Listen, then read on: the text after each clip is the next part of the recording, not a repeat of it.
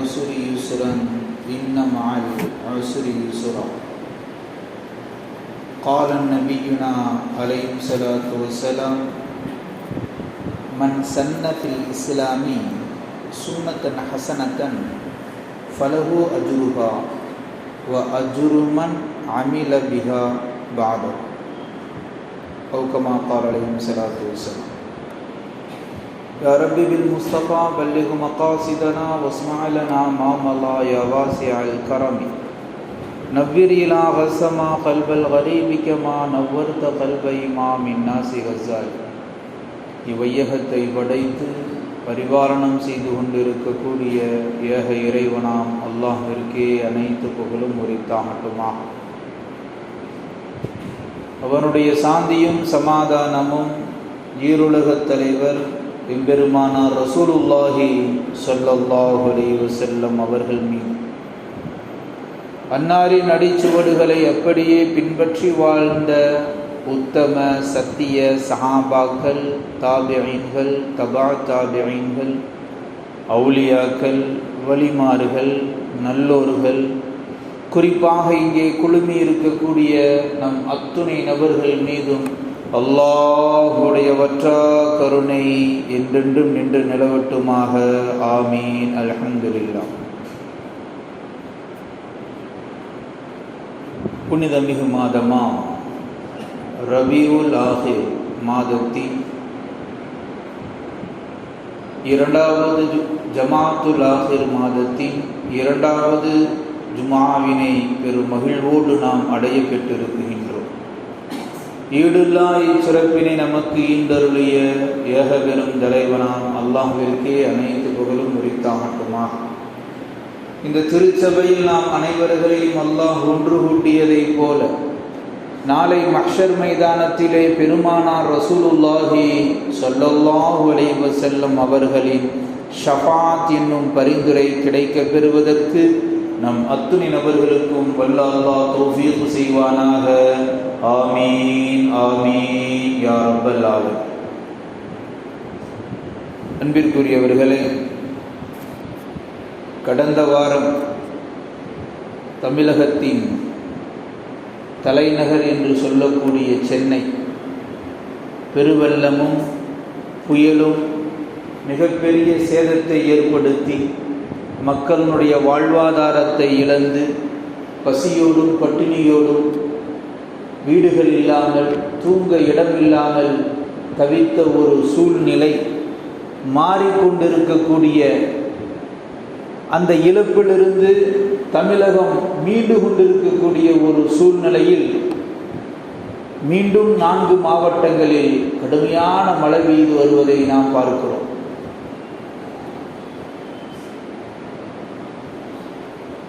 தூத்துக்குடி, நெல்லை, தென்காசி, கன்னியாகுமரி கடுமையான மழை. இப்பொழுது கொஞ்சம் நீர் வடிந்து கொண்டிருக்கிறது என்ற செய்தி நமக்கு ஆறுதல் அளித்தாலும் இந்த நேரத்தில் கூட மக்கள் அந்த மாவட்டங்களில் தவித்து கொண்டுதான் இருக்கிறார்கள். இதிலே அதிக சேதம் எந்த மாவட்டத்திற்கு என்றால் தூத்துக்குடிக்கு அதிகமான சேதம், அடுத்து நெல்லைக்கு அதிகமான சேதம் என்ற செய்திகள் வருகிற இந்த நேரத்தில் ரப்பே, பேரிடரிலிருந்து கடுமையான ஒரு சோதனையிலிருந்து எங்களையும் அனைத்து மக்களையும் பாதுகாப்பாயாக என்று இந்த நல்ல நேரத்தில் நாம் துஆ செய்து கொள்வதோடு, துன்பம் வருகிற பொழுது ரப்பு நமக்கு ஒரு வார்த்தையை சொல்லுவான். இன்ன மஅல் உஸ்ரி யுஸ்ரன், இன்ன மஅல் உஸ்ரி யுஸ்ரா. மனிதா, நிச்சயமாக துன்பத்திற்கு பிறகு இன்பம் உண்டு, இன்பத்திற்கு பிறகு துன்பம் உண்டு. வறுமையிலும் கஷ்டத்திலும் பேரிடர்களில் மாட்டிக்கொண்டும் என்ன செய்வது என்று தெரியாத அந்த மனிதனுக்கும் இது மாதிரியான வார்த்தைகள் நிச்சயம் பொருந்தும். அதனால் துன்பம் என்பது சொற்ப காலம்தான், அது மாறிவிடும் என்ற அல்லாஹுடைய அசைக்க முடியாத வார்த்தை ஒவ்வொரு துன்பத்தில் உழலக்கூடியவருக்கும் மிகப்பெரிய உந்து சக்தியாக இருந்து கொண்டிருப்பதை பார்க்கிறோம். ரப்பு நிச்சயமாக இது போன்ற பேர்களில் சிக்கி தவிக்கக்கூடியவர்களுக்கு அல்லாஹ் மாற்றத்தை ஏற்படுத்தி நிவாரணத்தை கொடுத்து அவர்களை மீட்டெடுப்பான் என்ற நல்ல துஆவை இந்த நல்ல நேரத்தில் நாம் பதிவு செய்து கொள்வதோடு, ஒரு முஸ்லிமாகிய நாம் என்ன செய்யலாம்? நாம் துஆ செய்யலாம். அதை கடந்து நபி அவர்கள் நமக்கு என்ன சொல்லித் தருகிறார்கள் என்று பார்க்கிற பொழுது, மன் சன்ன ஃபில் இஸ்லாமி சுன்னத்தன் ஹசனா, எவரொருவர் தன் சகோதரனுடைய தேவையை நிறைவேற்றுவதற்காக வேண்டி, அவருடைய கஷ்டத்தை போக்குவதற்காக வேண்டி புறப்படுகிறாரோ, உதவி செய்கிறாரோ, ரப்புல் ஆலமீன் அவருடைய கஷ்டத்தை நீக்குகிறான் என்ற செய்தியை பெருமானார் ரசூலுல்லாஹி ஸல்லல்லாஹு அலைஹி வஸல்லம் அவர்கள் சொன்னார். ஒரு ஹதீஸிலே ஒரு முஃமின் இன்னொரு முஃமினுக்கு செய்ய வேண்டிய உதவி என்று இருந்தாலும், பல ஹதீதுகளில் ஒட்டுமொத்த மக்களையும் சேர்த்துத்தான் பெருமானார் ரசூல் ஸல்லல்லாஹு அலைஹி வஸல்லம் அவர்கள் சொல்லுகிறார்கள். கஷ்டத்திலே சிக்குண்டு இருக்கக்கூடிய மனிதனுக்கு உதவிக்கரம் நீட்ட உன்னால் முடிந்த உதவியை நீ செய்கிற பொழுது ரப்புல் ஆலமீன் நீ எதிர்பாராத பல உதவிகளை ரப்பு உனக்கு கொடுக்கிறான் என்ற செய்தியை பெருமானார் ரசூலுல்லாஹி ஸல்லல்லாஹு அலைஹி வஸல்லம் அவர்கள் சொல்லி காட்டுகிறார். இன்னொரு படி மேலே போய் நபி அவர்கள் சொல்லுகிறார்கள், உன் சகோதரனுக்கு உதவி செய்ய நீ முற்படுகிற பொழுதெல்லாம் 75,000 மலக்குமார்களை கொண்டு அல்லாஹ் தஆலா பிழைவருக்க தேடுகிறான். 75,000 மலக்குமார்கள் ரெக்கையை விரித்து கொண்டு, ரப்பே, இவர் அடுத்தவருடைய கஷ்டத்தை நீக்குவதற்காக வேண்டி எடுத்த முயற்சி, அது சின்னதோ பெருசோ, அடுத்தவர் சிரமப்படுறார், கஷ்டப்படுறார், அவருடைய கஷ்டத்தை நீக்கணும்னு சொல்லி இவர் என்ன செய்கிறார்? ஒரு முயற்சி எடுத்தார். அதனால ரப்பே, இவருடைய பாவங்களை மன்னிப்பாயாக என்று 75,000 மலக்குமார்கள் தன் ரெக்கைகளை விரித்து கொண்டு துஆ செய்கிறார்கள் என்ற செய்தியை பெருமானார் ரசூலுல்லாஹி ஸல்லல்லாஹு அலைஹி வஸல்லம் அவர்கள் கூறி காட்டுகிறார். ஹசன் ரலியல்லாஹு தவாப் செஞ்சுக்கிட்டு இருக்கிறாங்க. எங்க? காபத்துல்லாஹ்ல தவாப் செஞ்சுக்கிட்டு இருக்கிறாங்க. தவாப் செஞ்சு கொண்டு இருக்கிற பொழுது ஒரு தோழர் வர்றார். என்று சொல்றார், அஸ்ஸலாமு அலைக்கும் ஹசன், இந்த மாதிரி நம்முடைய நண்பர் ஒருவர் கஷ்டமான ஒரு சூழ்நிலையில் இருக்கிறாரு, அவருக்கு வேண்டிய உதவியை செய்யணும், அதுக்கு நீங்களும் கூட வந்தால் ரொம்ப ஹெல்ப்பாக இருக்கும், நம்ம 2 பேரும் போகலாம் என்று கூப்பிடுகிறார். இவரோ தவாப் செஞ்சுக்கிட்டு இருக்கிறார் காபத்துல்லாஹ்ல. சரி, இன்னொரு நபருக்கு உதவி தானே, உடனே ஹசன் ரலியல்லாஹு என்ன செய்கிறாங்க? கூப்பிட்டு அந்த தோழரோட போயிடுறாங்க. இதை பார்த்துக்கிட்டே இருந்த பொறாமை குணம் படைத்த ஒருவர் என்ன செய்கிறாருன்னா, யோசிச்சு பார்க்குறாரு, சரி போயிட்டு வரட்டும் அப்படின்னு. இவங்களும் போகிறாங்க, அந்த வேலையை முடிச்சுக்கிட்டுன்னு வர்றாங்க. ஹசன் ரலியல்லாஹு சொல்கிறாரு, ஏங்க, நீங்கள் செய்கிறதே தவாப், அல்லாஹ்விற்கு மிக விருப்பமான ஒரு செயல், அந்த செயலை இடையிலே விட்டு போட்டு அவர் கூப்பிட்றாருன்னு போகணுமா என்று சொல்லுகிற பொழுது ஹசன் ரலியல்லாஹு அன்ஹு அவர்கள் சொன்னார்கள், பெருமானார் ரசூல் ஸல்லல்லாஹு அலைஹி வஸல்லம் அவர்கள் சொல்ல நான் கேட்டிருக்கிறேன், ஒரு கஷ்டமான துன்பமான துயரத்தில் சிக்குண்டு இருக்கக்கூடிய ஒருவருக்கு உதவி செய்வது ஒரு ஹஜ், ஒரு உம்ரா செய்த நன்மையை ரப்புல் ஆலமீன் அவருக்கு அன்பளிப்பாக வழங்குகிறான். எனக்கு அதுவும் கிடைச்சிருச்சு. அடுத்து எனக்கு என்ன கிடைக்குது? நான் எந்த தவாஃபை விட்டனோ, எத்தனை கவுண்டிங் நம்பர்ல விட்டுட்டனோ, அதை மீண்டும் நான் செய்வதற்கு உண்டான ஆற்றல் அல்லாஹ் கொடுத்துட்டான், கால அவகாசத்தை அல்லாஹ் கொடுத்துட்டான் என்று ஹசன் ரலியல்லாஹு அன்ஹு அவர்கள் சொல்லுகிறார்கள். என்றால் நம்ம கண்ணு முன்னாடி ஒருவர் சிரமப்படுகிறார், கஷ்டப்படுகிறார், துன்பப்படுகிறார் என்றால் நம்மால் இயன்ற அளவு முழுமையா ஒருவருடைய கஷ்டத்தை போக்க முடியுமா? அவ்வளோ பெரிய ஆளா?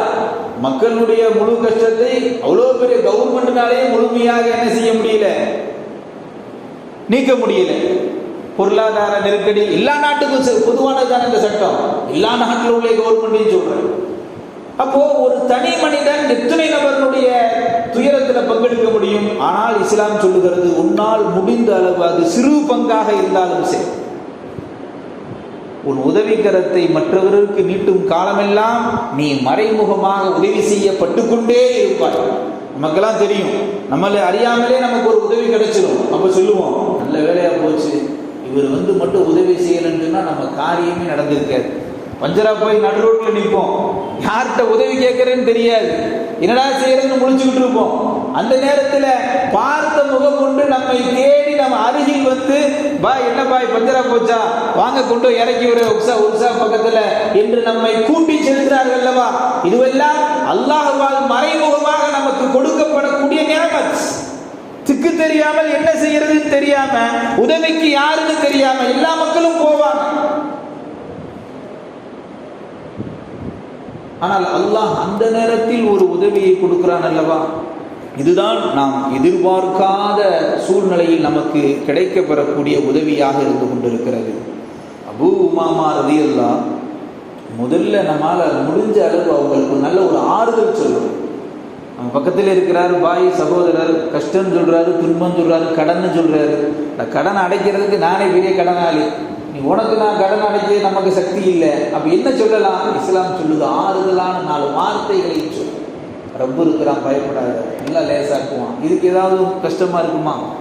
ஆனால் நபி அவர்கள் சொல்லுகிறார்கள், நீ சொல்லுகிற இந்த ஒற்றை வார்த்தை ஒரு மிகப்பெரிய அந்தஸ்தில் உன்னை கொண்டு போய் வைக்கும், நிறைய நன்மைகளை அள்ளித்தரும்.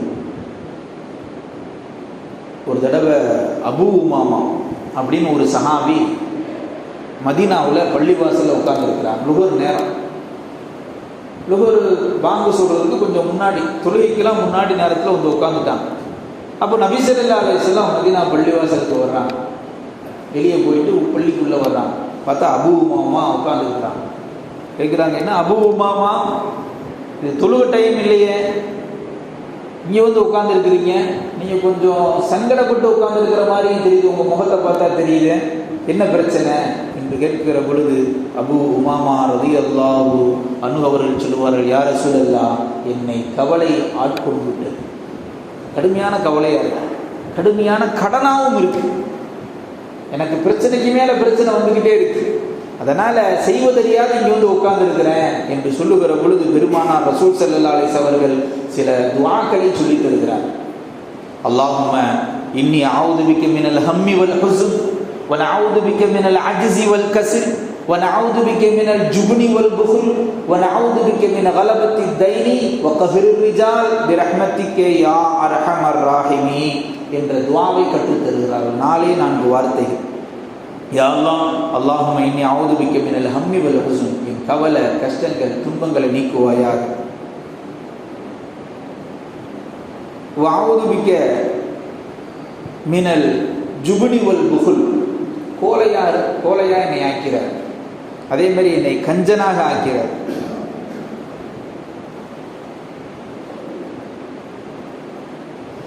மினல் அஜ்ஸி வல் கஸ்ல், என்னை சோம்பேறியாக ஆக்கிறார். அதே போல இயலாமை என்னை ஆக்கிறார். ஏன்னா எல்லா இயலாமையும் கொடுக்கறது ரப்பு தானே. என்னை இயலாமல் ஆக்கிறாத, என்னை சோம்பேறியாக ஆக்கிறாத.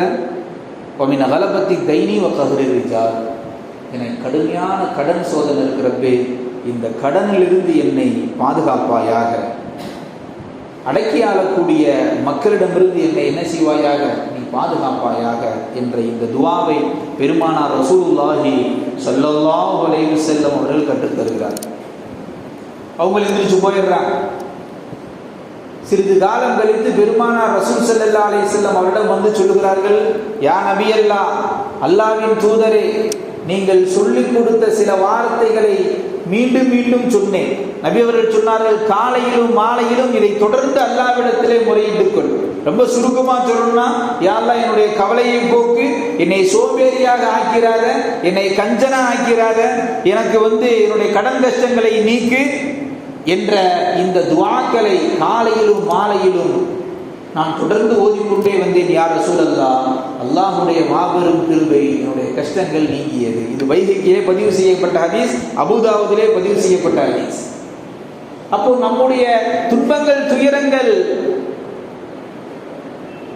நமக்கு ஏற்படக்கூடிய முசீபத்துகள், இந்த நேரத்தில்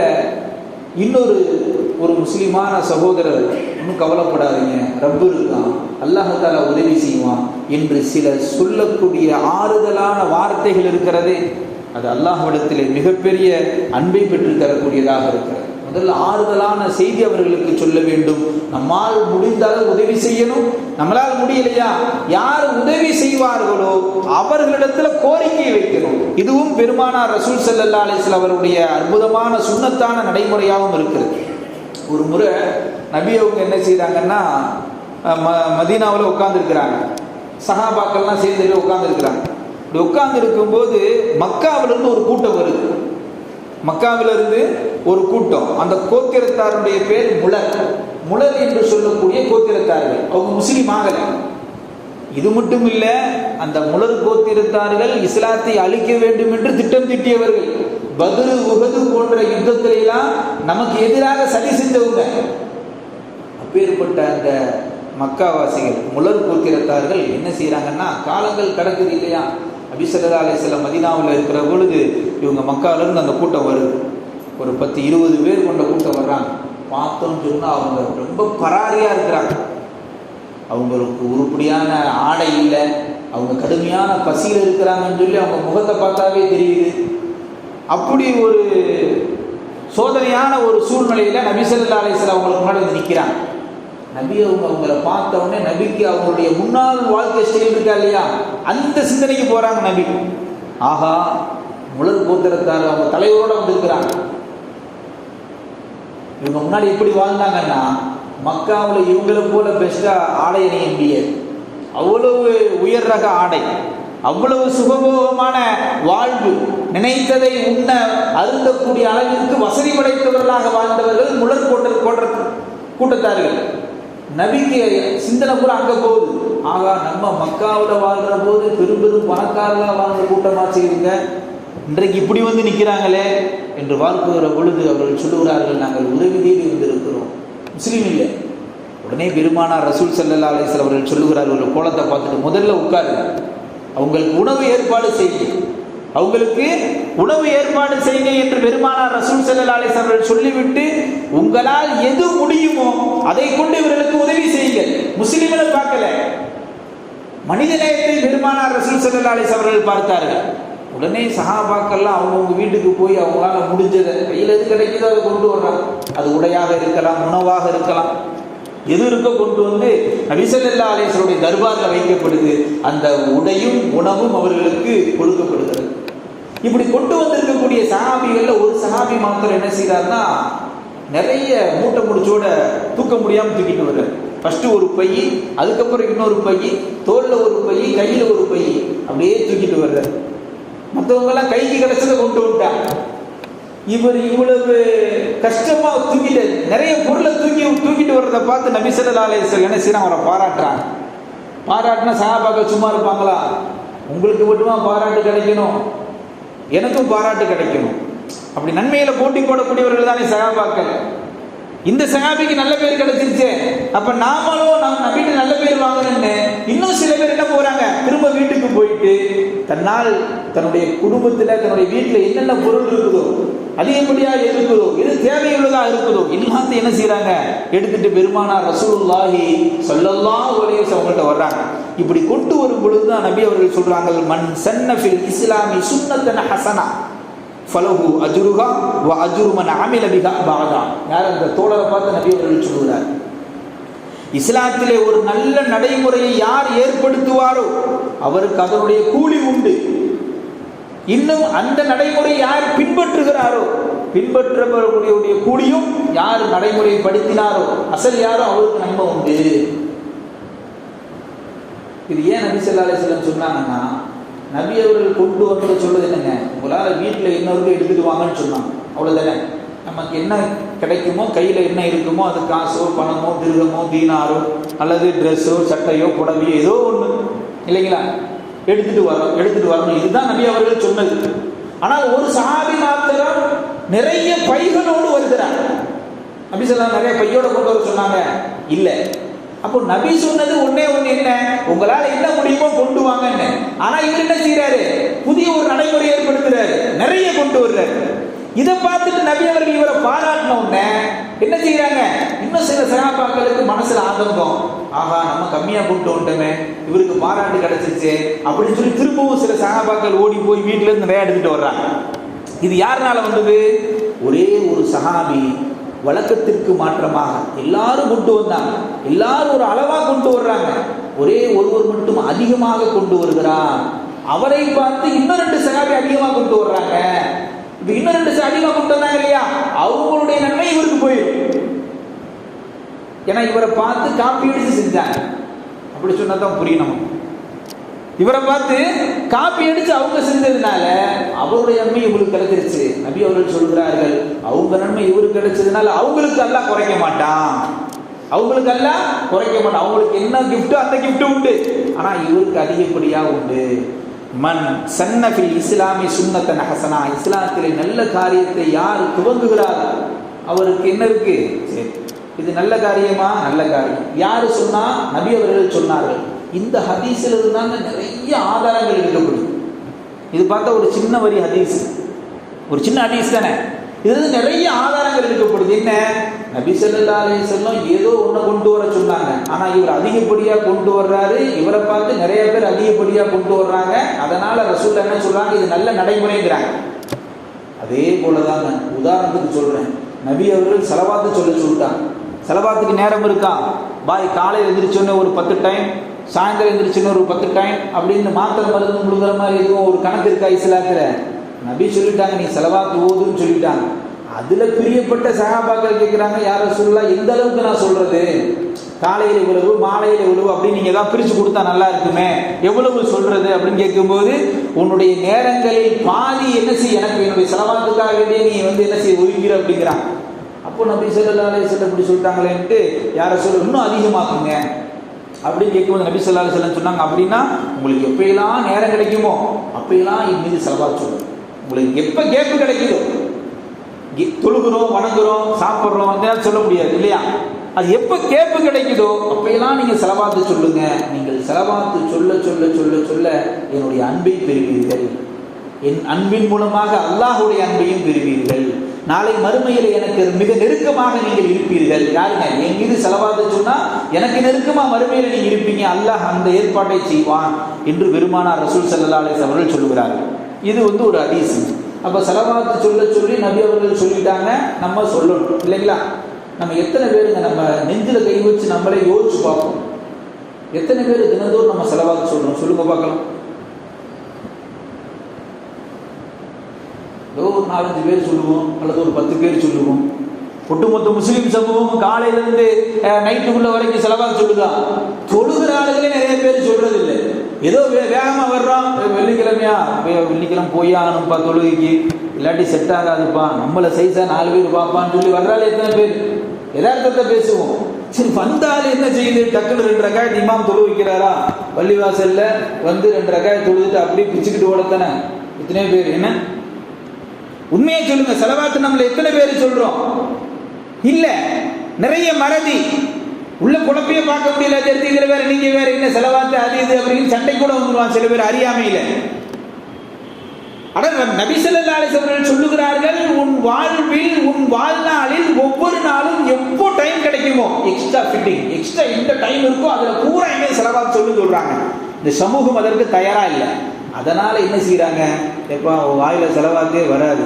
அதனால தொழுது முடிச்சதுக்கு அப்புறம், ஃபர்லு தொழுது முடிச்சதுக்கு அப்புறம் ஸல்லல்லாஹு அலா முஹம்மது ஸல்லல்லாஹு அலைஹி வஸல்லம் அப்படின்னு ஒரு நடைமுறையை நாங்க ஏற்படுத்துறோம்.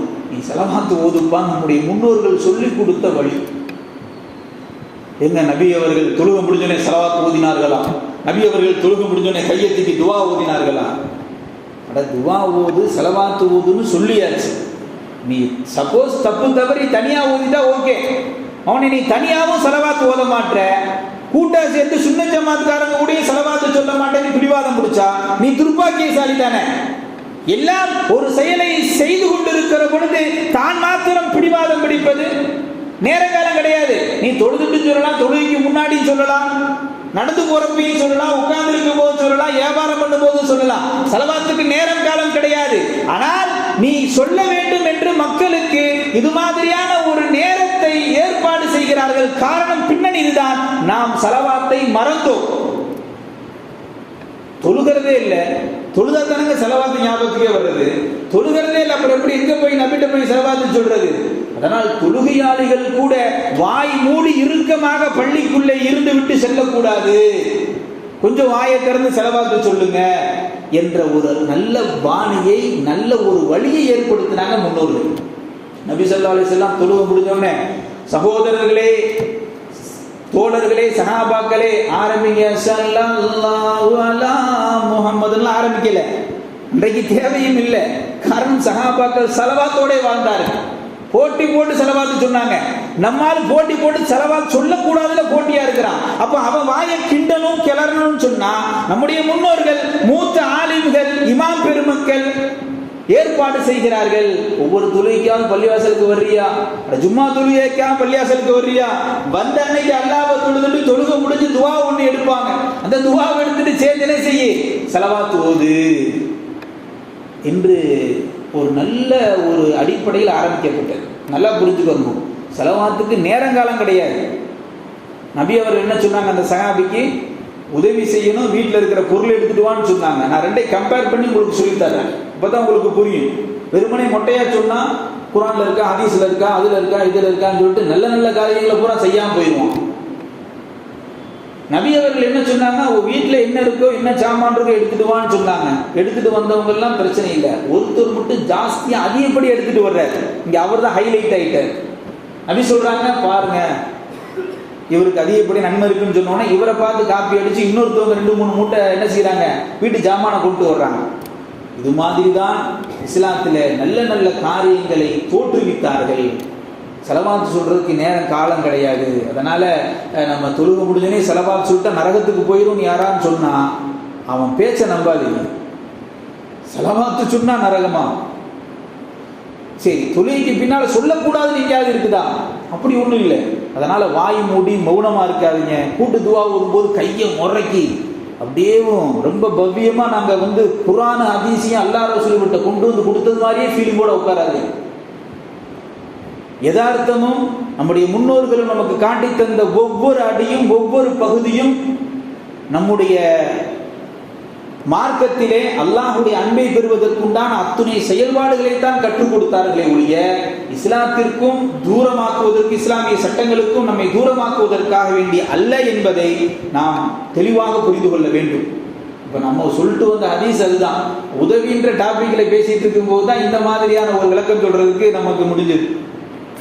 சரி, அப்போ நபி ஸல்லல்லாஹு அலைஹி வஸல்லம் அவர்கள் என்ன செய்யறாங்க, உங்களால் முடிஞ்ச உதவியை கொடுக்கணும்னு எல்லா பேரும் கொண்டு வந்து கொடுத்துட்றாங்க. கொடுத்ததுக்கு அப்புறம் அவர் முஸ்லீமாக இல்லாவிட்டாலும், அந்த இறை மறுப்பாளர்களாக இருந்தாலும், பசி வறுமை என்று வருகிற பொழுது ரப்புல் ஆலமீன் தன்னுடைய எல்லா சஹாபாக்களுக்கு உத்தரவிட்டு அவருடைய வறுமையை கஷ்டத்தையும் என்ன செஞ்சாங்க, பெருமானார் ரசூல் ஸல்லல்லாஹு அலைஹி வஸல்லம் போக்கினார். அந்த முழு கோத்திர உதவின்னு நபி முன்னாடி மீட்ட உடனே நபி என்னால் முடிஞ்சதை கொடுத்துருவாங்க இல்லையா? சஹாபாக்கள் உத்தரவு போட்டுருவாங்க, உங்களால் முடிந்ததை செய்யுங்கள். நிச்சயமாக ரப்புல் ஆலமீன் யாருடைய வறுமையை போக்குவதற்கு நீங்கள் சிறு தொகை கொடுக்கிறீர்களோ அல்லாஹ் உங்கள் வறுமையை மறைமுகமாக போக்குவான். இஸ்லாத்தில் சஹாபி கேட்பாங்க, யா ரசூலுல்லாஹ், இஸ்லாத்தில் ரொம்ப சிறப்பான ஒரு அமல் இருக்கணும், அதான் ஹைலைட்டா இருக்கணும், அந்த மாதிரி ஒரு நல்ல அமல் இருந்தால் சொல்லிக் கொடுக்கலேன் என்று கேட்கிற பொழுது பெருமானார் ரசூல் ஸல்லல்லாஹு அலைஹி வஸல்லம் சொன்னார்கள், அடுத்தவருக்கு நீ உணவு கொடுப்பது. பசி என்று யாராவது வருகிற பொழுது நீ என்ன செய்யற, ஒரு கவலம் உணவு அல்லது கொஞ்சம் உணவுக்கு உண்டான காசு கொடுப்பது என்பது நிச்சயமாக இஸ்லாத்தினுடைய செயல்பாடுகளில் மிகச் சிறந்தது என்று பெருமானார் ரசூல் ஸல்லல்லாஹு அலைஹி வஸல்லம் சொன்னார். அது மட்டும் இல்லை, இஸ்லாத்தில் அதனாலதான் பாய் நம்மளை கூட சொல்லுவாங்கல்ல, ஒரு கொச்சையான வார்த்தைகள்ல கூட பழைய காலங்களில் சொல்லுவாங்க, துலுக்கன் தின்று கெட்டான் அப்படிமா. அந்த மாதிரி ஒரு ஒரு பேர் நமக்கு கொடுத்துருக்குறாங்க. தின்று நம்மளா தின்றது இல்லை, நாமும் சாப்பிடுவோம், அருகில் இருப்பவரையும் சாப்பிட வைப்போம். அதனாலதான் அந்த மாதிரியான ஒரு பேரை வட்டார வழக்கில் என்ன செஞ்சாங்க, நம்முடைய முன்னோர்கள் சொல்லி இருக்கிறாங்க. அப்போ இஸ்லாமியன் என்று சொன்னால் அடுத்தவருக்கு உணவு கொடுப்பதில் அவன் யோசிக்கவே கூடாது. அதனாலதான் பாருங்க, இஸ்லாத்துல சட்டம் இருக்கா இல்லையா, ரமலான் மாசம் நோன்பு வைக்கணும். நோன்பு ஒருத்தன் முடிச்சுட்டான், நோன்பு காலத்துல மனைவி கூட வீடு கூடக்கூடாது, ஒருத்தன் வீடு கூட்டிட்டான் அல்லது நோன்பு முடிச்சுட்டான்னு வைங்களேன், இவனுக்கு என்ன சட்டம் அப்படின்னா, ஒண்ணு அடிமையை உரிமை விடணும், பரிகாரம், இந்த பாவத்துக்கு பரிகாரம், ஒண்ணு அடிமையை உரிமை விடணும். இல்லையா, இல்லைங்க அதற்கு இந்த காலத்துல எங்கெங்க அடிமை இருக்குது, அடிமைகளாம் இங்கே இல்லையா அப்படின்னு சொன்னா, அன்னைக்கு அரபு கண்ட்ரியில் இருந்தது, இன்னைக்கு அதெல்லாம் இல்லையா அப்படின்னா 60 நோன்பு வைக்கும். ஒரு நோன்பு விட்டதுக்கு 60 நோன்பா, பனிஷ்மெண்ட் கடுமையா இருக்குவேன், இப்படிதான் நம்ம யோசிப்போம். ஆனால் இஸ்லாத்தில் ஒரு நோன்பை விட்டினா 60 நோன்பு என்ன செய்யணும், கண்டினியூா வைக்கணும். இல்லை அதுக்கு முடியல, குர்ஆன் சொல்லுது அடுத்து 60 பேருக்கு உணவு கொடுத்துரு. அப்போ அல்லாஹ் நீ செய்த பாவத்திற்கு பரிகாரமாக, குற்ற பரிகாரமாக எதை கொண்டு நிறுத்தினான்? அடுத்த ஆளுக்கு உணவு கொடு. அதே போல சத்தியம், ஒருத்தர் சத்தியம் பண்ணிட்டான், சத்தியத்தை முறிச்சுட்டானா அப்படின்னு சொன்னா, அல்லாஹ் மீது சத்தியம் பண்றான், சத்தியத்தை முறிச்சுட்டானா இந்த உலகத்திலே பாவம் குற்ற பரிகாரம் என்னன்னா, குர்ஆன்ல வருது, 10 ஏழைக்கு உணவு கொடு, அல்லது 10 ஏழைக்கு ஆடை கொடு, அல்லது அடிமை உரிமை கொடு. இந்த அடிமை உரிமை விடுங்கிறது கிடையாது. அதனால 10 ஏழைக்கு உணவு கொடு, லிகாருடைய சட்டம். இப்படி அனைத்திலேயுமே எதை மையப்படுத்துகிறது என்று சொன்னால், உணவு கொடு, உணவு கொடு. பசி என்று வந்துவிட்டால் அவனுக்கு உதவி செய்யாமல் இருக்காது என்றுதான் இஸ்லாம் சொல்லுவார். இன்றைக்கு வலைதளங்களிலே பார்க்கிறோம் இல்லையா, கடந்த வாரம் சென்னையை புரட்டி போட்டுச்சு எக்ஸாம் புயல். அடுத்து மிகப்பெரிய ஒரு பெரிய மலை ஒன்று 4 மாவட்டங்கள், தென்காசி, தூத்துக்குடி, கன்னியாகுமரி, நெல்லை மாவட்டங்களில் மிகப்பெரிய அளவில் மழை பெஞ்சு இன்னும் தண்ணி வடியாத பாடுதான். இன்றைக்கு நிறைய பேர் இந்த நிமிடம் வரைக்கும் உணவுக்காக வேண்டி பரிதவித்துக் கொண்டிருக்கிறார்கள். ஆனால் அங்கு களத்திலே பல தன்னார்வ தொண்டு நிறுவனங்கள் இருந்தாலும் இஸ்லாமியர்கள் தங்களுடைய பங்களிப்பை அதிகம் செலுத்துகிறார்கள். அது இயற்கையா வந்ததுங்க. முஸ்லிம்னு சொன்னா ஒரு கட்டத்தில் வேணா கொஞ்சம் முரடை மாதிரி தெரியலாம், ஆனால் இயற்கையாக ஒருவன் உணவு வேண்டும் என்று வந்துவிட்டால் உடனே கை கொடுப்பவன், கரம் நீட்டுபவன் ஒரு முஸ்லிமாகத்தான் இருக்கும். இது நம்ம சொல்லல, மாற்று மத நண்பர்கள் சொல்லுகிறார்கள். வலைதளங்களிலே பார்க்கிற ஒரு அம்மா நேற்று வாட்ஸ்அப்ல பார்த்தேன், அந்த அம்மா அழுதுகிட்டே சொல்லுது, இந்த பாய் கடை வச்சிருக்கிறாருங்க இந்த தெருமுனையில, அவர் ஆக்கி கொண்டு வந்து எனக்கு கொடுக்க போயிட்டாங்க, நான் அந்த 2 நாளாக சாப்பிட்டுக்கிட்டு இருக்கிறேன், அவர் தெய்வங்க, அம்மா தெய்வம் சொல்லும். கண்ணீர் மல்க பேட்டி கொடுக்கிறார்கள். மாத்திரமல்ல, அங்க ஜீவானந்தம் சொல்லி ஒரு மனுஷன் தன்னுடைய முகநூல் எழுதுறான், பாய் நிறைய பேர் நீங்க இயற்கையாகவே உதவி செய்கிறீங்க, அந்த உதவி குணம் உங்களுக்கு இருக்கு, எப்ப பார்த்தாலும் பேரிடர் அல்லது ஏதாவது ஒரு மக்களுக்கு கஷ்டமான ஒரு சூழ்நிலை வந்துட்டா களத்துல முதல்ல நீங்க தான் இறங்குறீங்க, மனிதனையே உங்களுக்கு தான் சொல்லிக் கொடுக்கப்பட்டிருக்கோ என்று நான் நினைக்கிற அளவிற்கு அவ்வளவு தூரம் களப்பணியில் இருக்கிறீங்க. ஆனா நீங்க ஒரு தொப்பி போட்டு செய்ய மாட்டீங்களா பாய்? நீங்க வாட்டில் போய் பொட்டணும் உணவும் கொடுத்துட்டு போயிடுறீங்க. அது எப்படி ஃபிளாஸ் ஆகுது, மக்களுக்கு எப்படி சொல்லப்படுது? பிபிசி முதல் கொண்டு எல்லாத்துக்கும் எப்படி தன்னார்வ தொண்டு நிறுவனங்கள் உதவி செஞ்சாங்கன்னு தான் வருது. ஆனா அதே நீங்க ஒரு தொப்பியை போட்டு நீங்க பண்ணிருந்தீங்கன்னா, ஒரு முஸ்லீம் வந்தாரு, ஒரு முஸ்லீமுக்கு என்ன செஞ்சாரு, உதவி செஞ்சாரு அப்படின்னு வந்திருக்குமே என்று நம்ம சொல்லல. நம்ம சொன்னா சண்டைக்கு வந்துடுவான். ஹதீஸ்ல ஆதாரம் இருக்கா? தொப்பி போடலாமா? தொப்பி ரசூல்லா போட்டா தொழுக வச்சாங்க, ஏன் தொப்பி இல்லாம நான் தொழுக கூடாதான் நம்மள்ட்ட சண்டைக்கு வருவான். நான் ஜீவானந்த் என்ன சொல்றாருன்னா, நீ அந்த அடையாளம் நீ வெறுக்கிறியோ வெறுக்கலையோ, உனக்கு பிடிக்குதோ பிடிக்கலையோ, முஸ்லீமை குறித்து சொல்லுகிற பாய்களே, உங்களுக்கு பிடிக்குதோ பிடிக்கலையோ உதவின்னு செய்ய வர்றீங்க, ஒரு தொப்பி போட்டு அந்த அடையாளத்தோட செய்யுங்க. மக்காவில் தொப்பிக்கு அடையாளம், அங்க ஒவ்வொரு நாட்டிலையும் ஒவ்வொரு ஸ்டைலு. தமிழ்நாடு, இந்தியா போன்ற பகுதியில் தொப்பி தான் பாய்க்கு அடையாளம். இல்லைங்க நாங்க தாடிங்க சுண்ணத்தை இது வரைக்கும் நெஞ்சு வரைக்கும் இறக்கி விட்டுருக்கணுங்க. அட, இந்த தாடி என்பது சுண்ணத் என்பது நம்ம சொல்லலாம். அதே தாடியை நடிகர்கள் வைக்கிறான். அந்த நடிகரை பின்பற்றி 1000 பேர் 1,00,000 பேர் பெரிய தாடி வைக்கிறான். அது முஸ்லிமுடைய அடையாளம் அல்ல. எந்த பகுதியில் நாம் வாடுகிறோமோ அந்த அடையாளத்தோடு வாழ வேண்டும். அந்த அடையாளத்தை குறை சொல்லி குற்றம் பிடிச்சு நான் போட மாட்டேன் நீ போட மாட்டேன் காபீர் மாதிரி நீ வேலை செஞ்சீங்கன்னா சமூகத்தில் உனக்கு கிடைக்க வேண்டிய நற்பெயர் கிடைக்காமல் போகிறது. சாதாரண தொப்பிதான் சமூகத்தில் உனக்கு உண்டான அங்கீகாரம், நீ செய்யக்கூடிய மக்களுக்கு செய்ய வேண்டிய சேவை இல்லாம போயிரு. காரணம் என்ன? நீ தொப்பி இல்லாம போறதுனால. ஏன்னா இங்க அப்படி அடையாளப்படுத்தப்பட்டிருக்கு. தாடி எல்லா மக்களும் வைக்கிறான். அதனால நற்காரியங்கள் செய்கிற பொழுது முஸ்லிம்களே, இளைஞர்களே, பிடிக்குதோ பிடிக்கலையோ தொப்பி போட்டாவது 4 பேருக்கு உதவி செய்யுங்க. பாய் வந்தார் உதவி செஞ்சார் அப்படின்ற ஒரு நல்லெண்ணம் ஏற்படும்.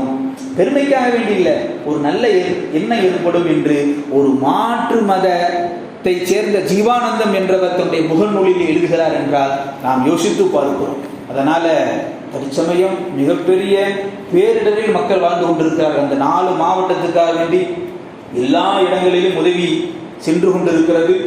தமிழகத்தினுடைய முதல்வர் பிரதமர் மோடியிடம் சொல்லுகிற பொழுது 40 லட்சம் மக்கள், குறிப்பா தூத்துக்குடியில மாத்திரம், அதை சுற்றி இருக்கக்கூடிய பகுதியில் மாத்திரம் 40 லட்சம் மக்கள் இந்த பேரிடரில் நேரடியாக பாதிக்கப்பட்டிருக்கிறார்கள். அதனால நிதியுதவியை அதிகப்படுத்தி தாருங்கள் என்று என்ன செய்யறாரு? முதல்வர் மத்திய அரசாங்கத்திடம் கோரிக்கை வைக்கிறார். நம்மால் முடிந்தது, கவர்மெண்ட் வேலையை பார்க்கட்டும், நம்மால் முடிந்தது யாராவது அந்த மக்களுக்கு உதவி என்று கரம் நீட்ட வேண்டும் என்று கேட்டால் நம்மால் முடிந்த அளவு நம்முடைய ஹதியாக்களை நாம் கொடுப்போம். நிச்சயமாக ரப்புல் ஆலமீன் அதற்குண்டான எல்லா பலன்களையும் தருவான். கோவை மாவட்ட சுன்னத் ஜமாத் கொள்கை கூட்டமைப்பினுடைய சார்பாக இன்றைக்கு ஒவ்வொரு பள்ளியிலும் ஜும்மாவுக்கு வசூல் செய்யப்படுகிறது. நமது பள்ளியிலும் வசூல் செய்யப்படுகிறது. எங்கோ ஒரு மூலையில நெல்லையில்